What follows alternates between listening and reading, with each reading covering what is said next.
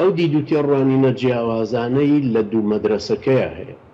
ئێمە مەدرسەیەکی ئیخوانمان هەیە کۆنە لە 1928ەوە هەیە، مەدرسەیەکی سەلەفیمان هەیە ئێستا بڵێن مەدرسەی مەدخەلیە سەر بە حاکمەکانە، مەدرسەیەکی ئێرانیزممان هەیە لە 1970 دروست بووە، کۆمەڵ سەر بە ئێرانە، ئەنجا یەکگرتو سەر بە ئیخوانە. ئەم دوانە لە ئەسڵا دوو مەدرسەی بەرامبەر بە یەکترن، وەکو مەدرسەی معتەزیلە و ئەشعەری. لە ئەسڵا ئەم دوانە بەرامبەر بە یەکترن، لەبەر نابێ وابزانین مەشروعەکانە لێک نزیکن و خزمەتی یەکیشەکەن.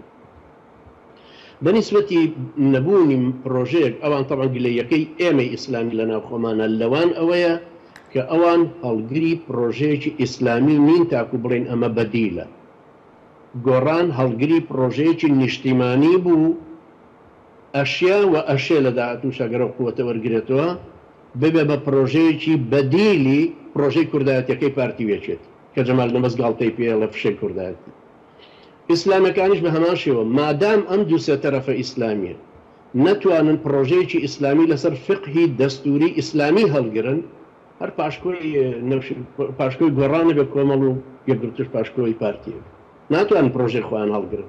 چکە تۆ بێت بە جورئەتەوە پرۆژەی خۆتت هەبێ، هەروەکو کە حەماس پرۆژەی خۆی هەیە لە نێوانی ئەو هەموو جەنگەڵستانەی غەزە.